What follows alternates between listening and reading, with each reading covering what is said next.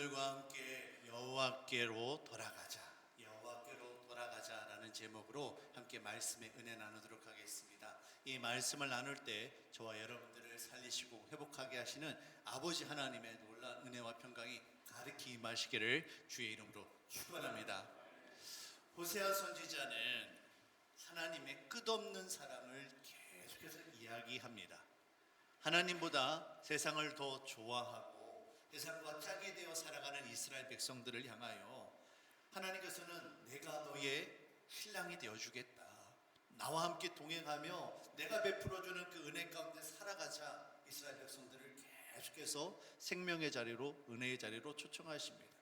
하지만 이스라엘 백성들은 그런 하나님을 알지 못했습니다. 하나님의 사랑, 하나님의 진심, 하나님의 인애 알지 못했습니다. 결국 그들은 하나님이 아니라 세상을 선택했고, 이와 같은 그들의 선택은 그들의 심령, 영혼을 병들게 만들고 말았으며 결국에는 세상 가운데 심판으로 죽게 되어집니다. 호세아 선지자는 계속해서 이스라엘 백성들을 향하여 하나님의 심판의 때가 다가오고 있다, 그러니 늦기 전에 하나님께로 돌아가자, 우리가 하나님을 알자, 너희의 마음을 지켜야 된다라고 계속해서 이야기합니다. 그러나 이스라엘 백성들은 어떻습니까? 그런 호세아의 말을 듣고 믿음으로 반응하지 않지요. 그냥 여전히 그대로입니다. 문제는 바로 여기에 있었습니다. 이스라엘 백성들의 삶과 신앙이 여전히 그대로 하나님을 떠나서 세상 욕심 가운데 살아가고 있는 겁니다. 겉은 멀쩡해 보이지만 속은 완전히 썩어 있어요. 무너져 있습니다. 겉으로는 거룩한 하나님 나라 백성인 것처럼 매일같이 제사를 드리고 있지만 그 속은 하나님과는 전혀 상관없는 위선되고 거짓된 그런 삶을, 그런 신앙 가운데 있었던 겁니다. 그런데 문제는 여기에다가 세상적인 풍요가 있었어요. 호세아 시대 이스라엘 백성들은 물질적으로 넉넉했습니다. 그러니 하나님을 찾지 않는 겁니다. 하나님이 없어도 괜찮은 줄 알았어요. 이스라엘 백성들은 마치 하나님이 없어도 괜찮은 것처럼 아수르나 애굽 사람들이 섬기는 바알과 아세라 같은 이방신들이, 그들이 섬기는 우상이 하나님보다 더 크고 힘이 있고 능력이 있다라고 생각을 했습니다. 하나님께서는 이스라엘 백성들이 회개하고 돌아오기를 원하셨지만 이스라엘 백성들은 오히려 하나님을 섬기는 것이 아니라 점점 우상과 이방신들을 섬기게 되어지고 그들과 더욱더 가까이 하게 되었습니다. 여러분, 이것이 무엇입니까? 호세아 선지자가 지적하고 있는 영적 음의 우상 숭배입니다. 그리고 이와 같은 영적 음액이 더욱더 짙어지고 더욱더 굳어지면서 그들 안에 교만함으로 나타나는 겁니다. 하나님이 아니라 자신들이 주인 되어지고 마치 하나님 없어도 넉넉하게 충분히 자신들이 살아갈 수 있다라고 자신만만했던 겁니다. 겉으로는 하나님을 잘 믿고 잘 섬기는 것처럼 행동합니다. 하지만 그들의 속마음은 어떻습니까? 영적 교만함과 영적 간음함이 가득한 거예요. 그러니 그들의 제사를 하나님께서 기뻐 받으실 이유가 없는 겁니다. 호세아 5장 6절입니다. 그들이 양떼와 소떼를 끌고 여호와를 찾으러 갈지라도 만나지 못할 것은 이미 그들에게서 떠나셨습니다.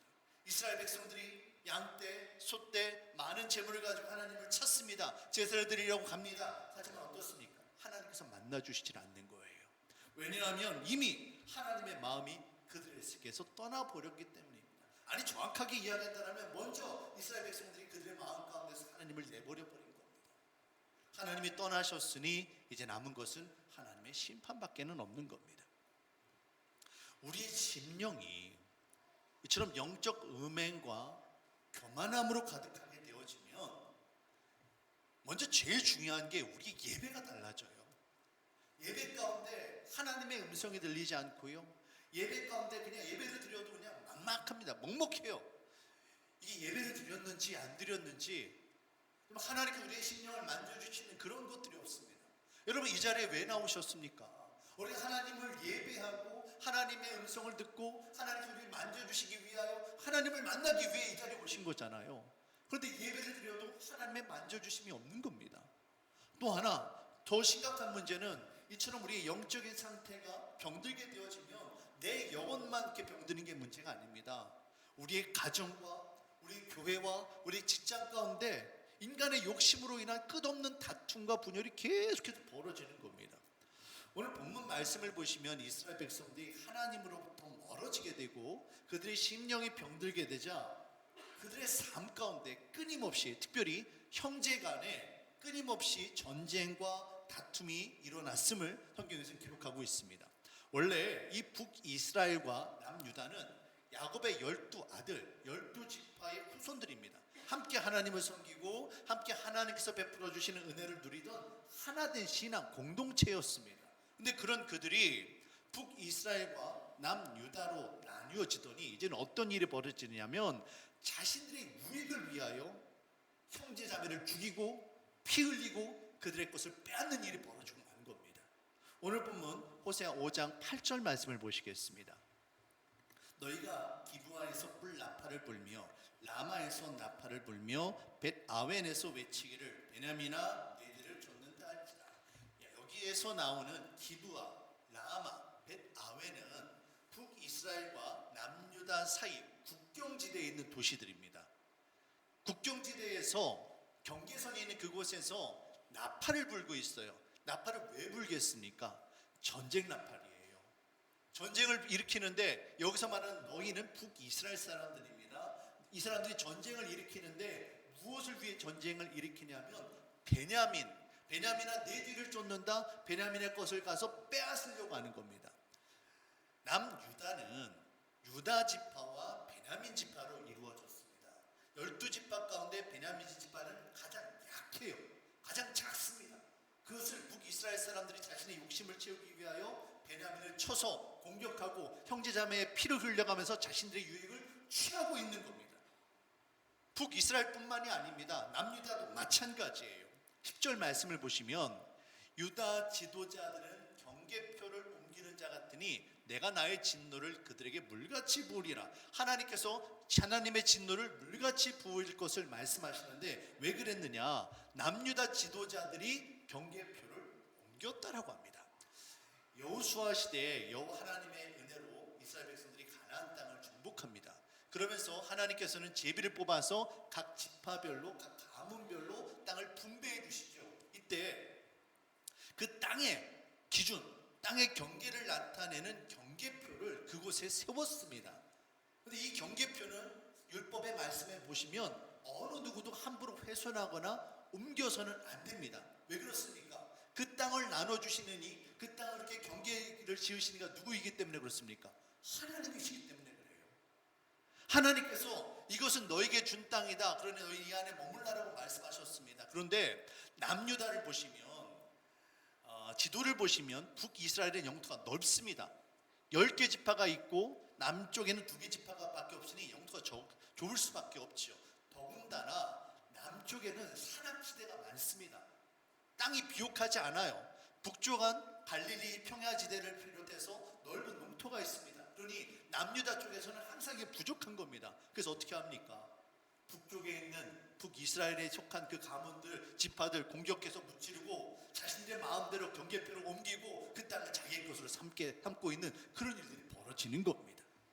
이처럼 경계표를 옮기는 것은 무엇보다도 하나님이 그 땅의 주인 되심을 부정하는 일입니다. 그리고 더 나아가서 자신의 욕심을 채우기 위하여 형제 자매의 것을 빼앗고 피를 흘리는 일이 되어지는 겁니다. 지금 북이스라엘도 남유다도 모두가 다 자신들의 욕심을 채우기 위하여 형제의 것을 빼앗고 전쟁을 일으키고 갈등과 분열이 이루어지고 있음을 성경은 지목하고 있는 거예요. 사랑하는 성도 여러분, 만약에 정말 그런 일이 일어나지는 않기를 원합니다만 만약에 여러분들의 삶 가운데 평안함이 사라지고 여러분의 삶 가운데 갈등과 분열과 다툼이 계속해서 멈추지 않고 일어난다면 여러분 점검해 보셔야만 해요. 우리 영적 상태를 점검해 보셔야만 합니다.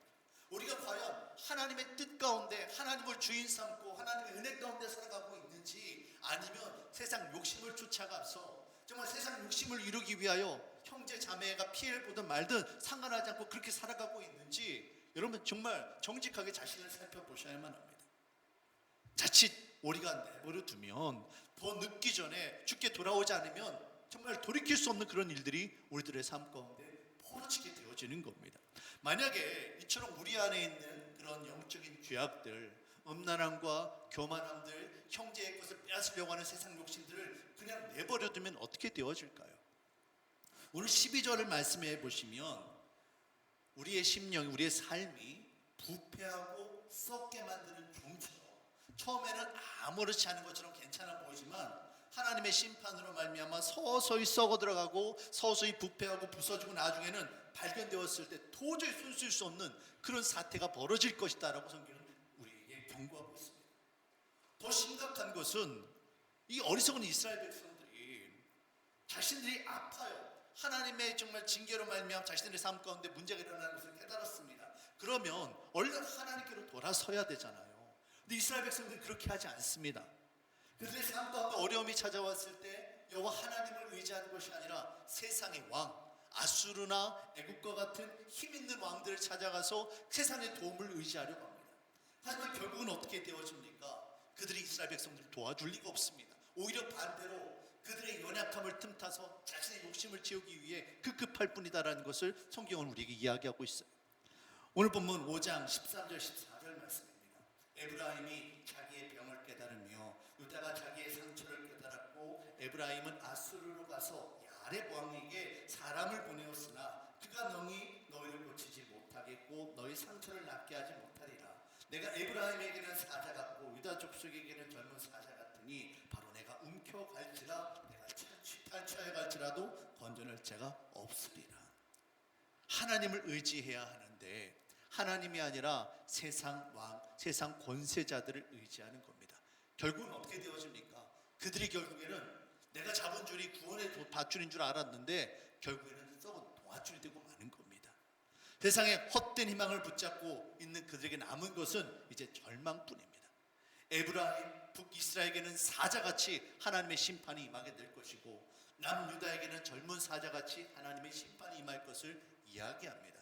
여기서 말하는 젊은 사자는 어린 사자를 의미합니다. 그러니까 좀 시간이 지나서 하나님의 심판이 찾아올 것을 의미하는 거죠. 역사를 보시면 북이스라엘이 먼저 하나님의 심판으로 멸망하게 되어지고 나중에 남유다가 하나님의 심판으로 멸망하게 됩니다. 결국에는 하나님이 아니라 세상을 구하려 했던 이 이스라엘 백성들이 결국 사자에게 찢김당하는 것처럼 나라가 찢어지고 백성들이 흩어지는 그런 일들을 당하고 말게 되어지는 겁니다. 사랑하는 성도 여러분, 우리의 신앙과 삶이 이와 같지는 않습니까? 겉으로 하나님을 섬긴다라고 말은 하지만 주일마다 교회 나와 예배를 드리고 있고 심지어는 봉사도 열심히 하고 전도도 하고 있지만 우리의 마음 가운데 하나님을 향한 사랑의 마음은 온데간데 없고 세상을 향한 욕심만 가득하다라면 영적인 음행과 그 교만함으로 가득하다라면 우리는 결코 하나님의 심판을 피할 수 없을 것입니다. 하나님께서 즉각적으로 우리에게 심판하지 않으시고 참으시는 것은 그만큼 주께서 우리들을 사랑하시기 때문에 그래요. 우리가 주님의 사랑하는 신부이고 우리가 주님의 사랑하는 자녀이기 때문에 주께서 참고 기다리시는 것이지 하나님께서 능력이 없으셔서 심판하지 않는 게 아니다라는 겁니다. 하나님의 그 참고 기다리시는 마음을 우리는 알아야만 합니다. 에스겔 33장 11절 말씀입니다. 너는 그들에게 말하라. 주 여호와의 말씀이니라. 나의 삶을 두고 맹세하노니 여호와 하나님께서 당신의 사심을 두고 맹세한다라고 말씀하십니다. 무엇을 말합니까? 나는 악인이 죽는 것을 기뻐하지 않는다. 아무리 약한 자라도 그들이 회개하고 돌아오길 원하신다라는 거예요. 악인이 그에게 대해서 돌이켜 떠나 사는 것을 기뻐한다라고 주님께서 말씀하십니다. 이스라엘 족속아 돌이켜라. 너희 악한 길에서 떠나라. 어찌 죽고자 하느냐. 주님께서 이스라엘 백성들을 향하여 이렇게 말씀하고 계십니다. 베드로후서 3장 9절도 마찬가지입니다. 주의 약속은 어떤 이들이 더디다고 생각하는 것 같이 더딘 것이 아니라 오직 주께서는 너희를 대하여 오래 참으사. 주님께서 참고 기다리고 계시는 거예요. 왜요? 아무도 멸망하지 않고 다 회개하게 이르기를 원하시기 때문에 이처럼 우리를 향하여 참고 기다리고 계시는 겁니다. 오늘 본문 호세아 5장 15절 말씀을 보시면 하나님의 진심이 무엇인지 우리는 분명하게 알 수가 있습니다. 그들이 그 죄를 뉘우치고 내 얼굴을 구하기까지 내가 내 곳으로 돌아가리라. 그들이 고난받을 때 나를 간절히 구하리라. 고난 가운데 있을 때 그들이 회개하고 주께 돌아오게 되어지면 하나님께서 그들을 구원하고 살리실 것을 분명하게 말씀하고 계시는 겁니다.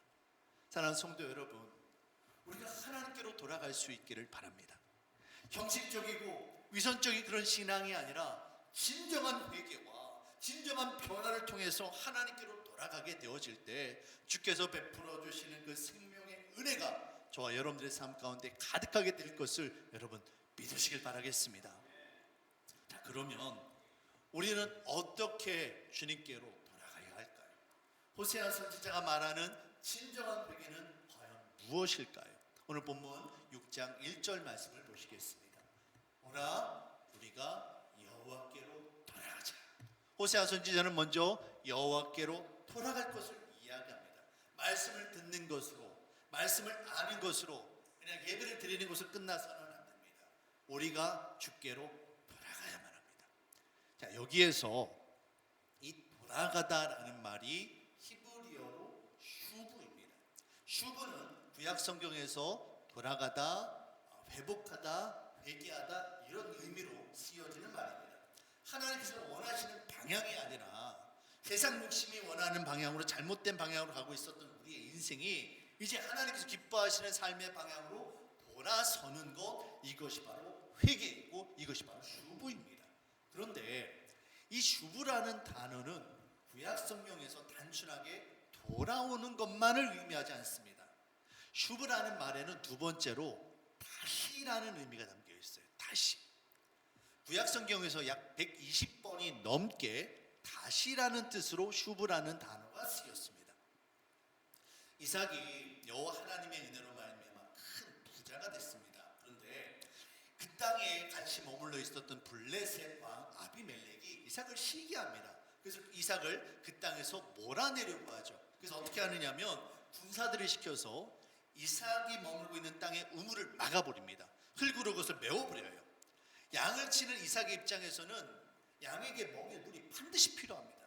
그런데 그런 우물을 막아버렸으니 이삭이 더 이상 거기에 머물 수가 없는 겁니다. 그래서 이삭이 어떻게 하느냐면 자신의 아버지 아브라함과 함께 머물렀던 그랄 땅으로 다시 돌아가요. 그리고 그곳에서 아브라함이 팠던 그 우물을 다시 팝니다. 이 다시 팔 때 이 다시라는 말이 슈브예요. 하나님께서 허락하셨던 그 은혜, 아버지 아브라함과 함께 누렸던 그 은혜가 지금 어떻습니까? 그 땅이 덮어져 있어요. 우물이 막아져 있습니다. 근데 그것을 그냥 내버려 두는 게 아니라 그 우물을 파는 거예요. 다시 파는 겁니다. 은혜의 샘을 파는 거예요. 그 땅을 팠더니, 그 우물을 팠더니 어떻게 되어집니까? 하나님의 은혜를 상징하는 그 우물이 단지 우물을 찾는 정도가 아니라 성경 말씀을 보시면 샘의 근원을 얻었다, 풍성한 물을 얻었다라고 성경은 기록하고 있습니다. 여러분, 이삭이 우물이 그냥 덮어졌다고 포기한 게 아니잖아요.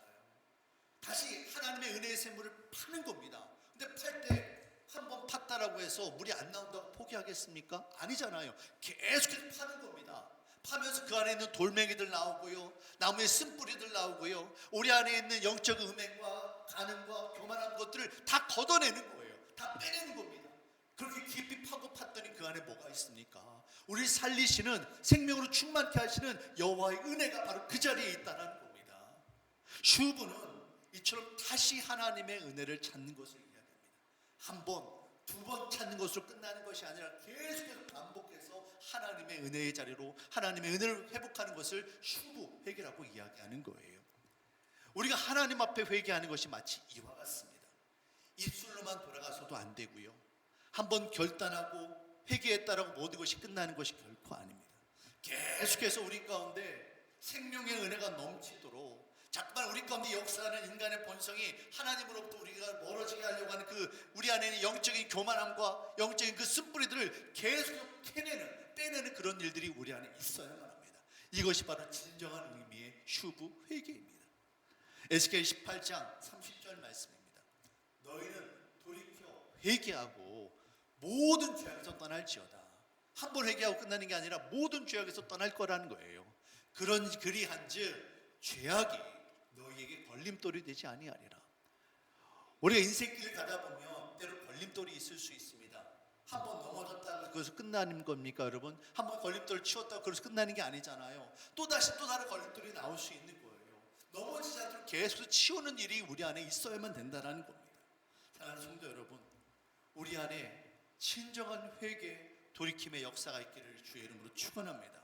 우리가 죄악으로부터 벗어나서 하나님 아버지의 은혜로 돌아가게 되어질 때 저와 여러분들을 살리시는 진정한 하나님 역사, 생명의 역사가 시작될 것임을 여러분 믿으시길 바라겠습니다. 그럼 이처럼 우리가 주께로 돌아설 때, 주께로 진정한 의미의 회개가 이루어질 때 어떤 은혜가 임하게 되어질까요? 오늘 본문 6장 1절 말씀을 다시 한번 보시도록 하겠습니다. 오라 우리가 여호와께로 돌아가자. 자, 그러면 어떻게 되어질까요? 여호와께서 우리를 찢으셨으나 도로 낫게 하실 거다. 주께서 우리를 낫게 하실 거다라는 겁니다. 우리를 치셨으나 어떻게 하십니까? 싸매어 주실 것이다라고 말씀합니다. 주께서 우리를 낫게 하시고 싸매어 주시고 치유하시고 살리실 것을 성경은 우리에게 이야기합니다. 그러나 그것만이 전부가 아닙니다. 이처럼 우리를 살리시는 은혜가 있기 이전에 먼저 있는 게 있어요. 여러분 그것이 무엇입니까? 바로 회개의 고통이에요. 진정한 회개는 우리 심령의 고통, 아픔이 동반되기 마련입니다. 우리 몸 안에 암덩어리가 있다라면 이걸 제거할 때 여러분 어떻게 하십니까? 그냥 제거하지 않잖아요. 살을 찢고 피를 흘리고 이런 수술의 과정이 필요한 것처럼 죄악으로부터 벗어나 주의 은혜로 살아가기 위한 회개의 고통과 아픔이 찾아오기 마련입니다. 주의 말씀은 능력이 있습니다. 좌우의 날선 검과 같아서 어떻다라고 하죠? 우리의 심령을 찔러 쪼갠다라고 이야기합니다. 우리의 심령 안에 있는 죄악들을 찢어내는데, 그걸 덜어내는데 그냥 그것이 찢었다 떨어져 나가겠습니까? 얼마나 붙어 있는데 이것을 찢어내는데 그냥 찢어지지 않죠. 진정한 회개는 참으로 힘들고 고통스러운 일입니다. 왜냐하면 먼저 우리 말씀 앞에 비추어진 내 모습이 너무나도 부끄럽고 너무나도 죄송스러운 겁니다. 때로는 우리 안에 있는 이 죄악 때문에 가슴을 치며 회개하고 고통하는 일들이 반드시 우리 안에 있어야만 합니다. 하지만 그것뿐만이 아닙니다. 때로는 우리가 이 범한 죄악의 결과로 우리의 가정 가운데 찾아오고 우리 직장과 우리 교회 공동체 찾아오는 그 죄의 쓰디쓴 결과물을 우리는 마주할 때가 있습니다. 단순하게 우리 입술로만 회개한다고 해서 모든 것이 끝나는 게 아니에요. 나의 죄악됨으로 인해서 누군가가 상처받았다라면, 나의 욕심으로 인해서 누군가가 피해를 보고 누군가가 피눈물을 흘렸다라면 그 앞에서 정직하게 잘못을 고백하고 책임 있는 죄의 용서를 구해야만 합니다.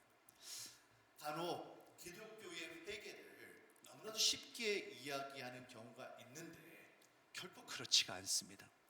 죄의 문제가 그렇게 가벼운 게 아니에요. 이게 쉬운 것이었다면 예수님께서 인간의 몸을 입고 이 땅에 오셔서 십자가 달려 죽으실 이유가 없는 겁니다. 우리 인간에 있는 그 죄의 문제를 세상에 있는 그 무엇으로 도저히 해결할 수 있는 방법이 없어서 하나님께서 선택하신 방법이 무엇입니까? 하나님께 하나밖에 없는 독생자 예수 그리스도가 죄값을 치르기 위해서 죽으셨다니까요. 그만큼 죄의 문제가 무거운 거예요. 죄는 결코 쉽게 해결할 수 있는 게 아닙니다. 물론 예수님의 십자가 구속의 은혜로 말미암아 우리는 용서받았습니다. 우리는 용서받은 죄인이에요. 하나님으로부터 의롭다 인정을 받았습니다. 하지만 여전히 우리 안에 남아있는 이 죄의 쓴뿌리, 우리 안에 있는 이 연약함과 이 죄악됨과 우리는 싸워야만 합니다. 눈물 뿌려가면서 우리는 싸워야만 해요. 그리고 이 죄의 결과물로 찾아오는 그런 쓰디쓴 결과물과 우리는 마주해야만 합니다. 하나님 앞에 용서받은 죄인으로서 사람 앞에 용서함을 구하는 일은 당연히 있어야 되는 겁니다. 정말로 우리가 예수님의 십자가 은혜로 죄 용서함을 받았다라면 나로 인해서 아파하고 힘들어하고 눈물 흘렸을 그들을 찾아가서 용서함을 구하는 것은 너무나도 당연한 일입니다. 어제가 8.15 광복절이었습니다. 우리 대한민국이 일본으로부터 광복하고 자유를 얻었습니다. 그러나 시간이 지금까지 지났지만 아직까지 해결되지 못한 게 있습니다. 무엇 때문입니까? 왜 진정한 용서가 이루어지지 않고 있습니까? 말뿐인 용서, 말뿐인 사죄, 정말 책임 있는 회개가 그 안에 없기 때문이지 않습니까? 사랑하는 성도 여러분, 남 이야기할 것도 없어요. 우리가 정말 주님 앞에 회개할 때 우리 입술로만 그렇게 가볍게 용서함을 구하는 것이 아니라 진정한 회개가 우리의 신앙 가운데 있기를 주의 이름으로 축원합니다. 죄로부터 돌아서는 일은 이처럼 고통 가운데 이루어지는 일입니다. 하지만 그것만이 전부가 아닙니다. 우리가 이처럼 진정으로 회개하게 되어질 때 비로소 하나님께서 우리를 살리시고 고치시는 은혜가 임하게 되어집니다. 오늘 본문 2절 말씀을 보시겠습니다. 여호와께서 이틀 후에 우리를 살리시며 셋째 날에 우리를 일으키시리니 우리가 그의 앞에서 살리라. 첫째 날에 우리가 주님 앞에 회개할 때 하나님께서 우리를 치유하십니다. 싸매시고 고치시지요. 둘째 날에 생명으로 주께서 우리를 살리십니다. 셋째 날에 그래서 어떻게 되어집니까? 마침내 우리가 그리스도의 군사로 일어나게 되어지는 거예요. 절망과 좌절 가운데 있었던 우리들이 다시 주의 은혜로 일어나는 역사가 회개 가운데 일어나게 되어짐을 여러분 믿으시길 바랍니다. 죄인된 우리 인간의 모습이 너무나도 부끄러워서 부정한 인간이 하나님 앞에 도저히 설 수 없었습니다. 그런데 이제는 어떻게 되어집니까? 주의 영광으로 주의 은혜 가운데 주님과 함께 살아가는 그런 은혜를 우리가 누리게 되어지는 거예요. 또한 이 말씀은 예수님의 죽으심과 부활을 의미하는 예언의 말씀입니다. 예수님께서 우리의 죄를 용서하시기 위하여 십자가에 달려 죽으심으로 우리에게 생명의 은혜가 찾아왔습니다. 그러나 그것으로 끝나는 것이 아니라 3일 후에 부활하심으로 주님의 은혜가 그 생명의 능력이 우리 가운데 찾아오게 되어졌고 저와 여러분들이 영생의 기쁨을 그 구원의 능력을 누리게 되어졌음을 여러분 믿으시길 바랍니다. 결국 이 모든 은혜들이 여러분 무엇을 통해 이루어지는 겁니까?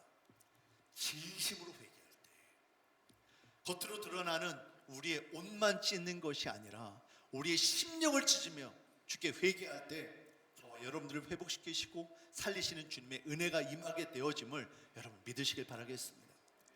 그렇기 때문에 결론적으로 호세아 선지자는 이스라엘 백성들을 향하여 그리고 오늘 저와 여러분들을 향하여 이렇게 호소하듯이 외치고 있는 겁니다. 6장 3절의 말씀입니다. 이 말씀 같이 함께 우리 읽도록 하겠습니다. 그러므로 우리가 여호와를 알자 힘써 여호와를 알자 그의 나타나심은 새벽빛같이 어김없나니 비와 같이 땅을 적시는 늦은 비와 같이 우리에게 임하시리라 하니라. 아멘. 호세아 선지자는 이스라엘 백성들을 향하여 여호와 하나님을 알자라고 이야기합니다. 근데 그냥 아는 게 아니라 어떻게 알자고 합니까? 힘써 알자고 하죠. 힘써. 여기서 힘써라는 말은 히브리어로 라다프라는 말입니다. 근데 이 라다프라는 말이 무슨 얘기냐면 적군에게 빼앗긴 것을 도로 찾아오듯이 적군에게 내 사랑하는 사람을 붙잡혀갔습니다. 내 사랑 물질을 빼앗겼어요. 그걸 되찾을 때 여러분 어떻게 찾겠습니까? 그냥 찾으면 좋고 못 찾으면 말고. 여러분 그렇게 하시겠어요? 아니잖아요. 사랑하는 사람을 다시 찾기 위해서 정말 사력을 다해서 쫓아가서 그를 붙잡고 내가 원하는 것을 집요하게 끈질기고 매달리고 그렇게 찾아오는 것을 나다프라고 말하는 거예요. 우리 하나님을 알 때 어떻게 알아야 됩니까? 이처럼 전심전력해서 힘을 다해서 하나님을 알아야 된다는 겁니다. 이처럼 우리가 주님을 찾고 찾을 때 주의 은혜가 우리 가운데 임하게 되어집니다. 우리에게는 주님의 은혜가 필요합니다. 어두운 밤이 지나가면 어김없이 새벽빛이 찾아오는 것처럼 상하고 찢긴 마음 그대로 주께 돌아서기만 한다면 주님은 우리의 메마른 영혼에 은혜의 대신들을 반드시 부어주시고 반드시 생명으로 살아가게 만들어 주실 것입니다. 주님을 힘써 알아가고 힘써서 주께로 돌아서는 저와 여러분들이 되시길 바라겠습니다. 마지막으로 회개의 은혜가 정말로 귀하죠. 우리가 주께로 돌아갈 때 우리의 심령이 반드시 살아나게 되어질 것입니다. 하지만 호세아 선지자는 회개의 은혜가 여기서 끝난다고 이야기하지 않습니다. 우리가 회개할 때 우리의 영혼이 살아나지만 그것만이 아닙니다. 그뿐만이 아니라 주의 은혜로 우리의 가정, 우리의 교회, 우리의 직장, 마을, 이 나라 이민족이 하나님의 은혜로 살아날 것을 여러분 믿으시길 바랍니다. 오늘 본문 호세아 6장 1절부터 3절까지 이 세 절 가운데 호세아는 계속해서 우리라는 말을 반복합니다. 1절 말씀을 보시면 우리가 여호와께 돌아가자 우리를 찢으셨으나 우리를 치셨으나, 또 2절 말씀을 보시면 우리를 살리실 것이며 우리를 일으키시리니 우리가 그의 앞에 살리라. 또 3절 우리가 여호와를 알자 우리에게 임하시리라. 모두 8번을 반복합니다. 이 짧은 3절 가운데 왜 8번이나 우리라는 말을 이야기하는 걸까요? 분명 내가 예수님을 믿고 내가 구원받아서 하나님의 은혜 가운데 살아가는 것은 귀한 일입니다. 하지만 나 혼자만의 은혜가 아니다라는 거예요. 이 나라 이민족 모두가 다 하나님을 알고 하나님께서 베풀어 주신 그 생명의 은혜를 알기를 누리기를 호세아 선지자가 원하고 있는 겁니다. 분명한 것은요, 내가 먼저 돌아서야만 합니다. 내가 먼저 주께로 돌아서는 일이 있어야만 해요. 그러나 그것으로 끝나지 않습니다. 내가 살아나면, 내가 예수의 생명으로 예수의 은혜를 충만하게 되어지면 가장 먼저 내 사랑하는 가족들이 변하게 됩니다. 내가 주의 은혜로 생명으로 충만하고 성령 충만하게 살아가게 되어지면 우리 교회가 성령 충만한 교회가 되어지고요. 내가 정직하게 살아가게 되어지면 우리 직장에 하나님의 복을 받게 되어지고요. 내가 진실하고 거룩하게 살아가게 되어지면 우리나라 대한민국이 하나님께서 기뻐하시는 거룩한 나라 되어짐을 여러분 믿으시길 바랍니다. 여러분 진정한 애국이 무엇입니까? 저는 바로 예수님 잘 믿는 게 이게 바로 진정한 애국이다라고 생각합니다. 내가 말로만 이야기하는 것이 아니라 내가 먼저 하나님의 사람으로 거듭나줘서 하나님의 말씀대로 살아가게 되어지고 그렇게 우리의 가정이, 우리의 직장이, 우리의 마을과 이 나라 이공동체가 변화되어진다면 하나님께서 이 나라의 민족을 반드시 살리실 것을 여러분 믿으시길 바랍니다. 다른 성도 여러분, 주님은 오늘도 저와 여러분들을 부르고 계십니다. 힘써 여호와께로 돌아오라, 돌아오라 하라고 주께서 우리를 부르고 계세요. 그 주님 앞에 돌아서는 저와 여러분들이 되시길 바라겠습니다. 우리 힘써 주께로 돌아설 때 주님은 반드시 저와 여러분들을 다시 한번 생명의 은혜로 충만하게 만들어 주실 것입니다. 오늘도 다시 한번 주께로 돌아갈 것을 결단하고 은혜 가운데 살아가는 저와 여러분들 모두가 되시기를 주의 이름으로 축원합니다. 하나님 주님 참으로 감사합니다. 오늘 호세아의 정말 그 울분을 쏟아놓는 그 고백과 호소의 목소리를 들었습니다. 우리가 힘써 여호와께로 돌아가자. 하나님, 우리 심령을 돌아보기를 원합니다. 우리 안에 여전히 죄악됨이 가득하고 우리가 하나님을 알지 못하고 세상 가운데 그렇게 살아가고 있습니다. 하나님, 이 시간 주께로 돌아설 때 우리를 살리시고 회복시키시는 하나님의 은혜를 경험하길 원합니다. 주님, 우리를 맞이해 주시고 우리를 주의 은혜로 하나님 변화시켜 주시옵소서. 모든 것 감사드리며 예수님의 이름으로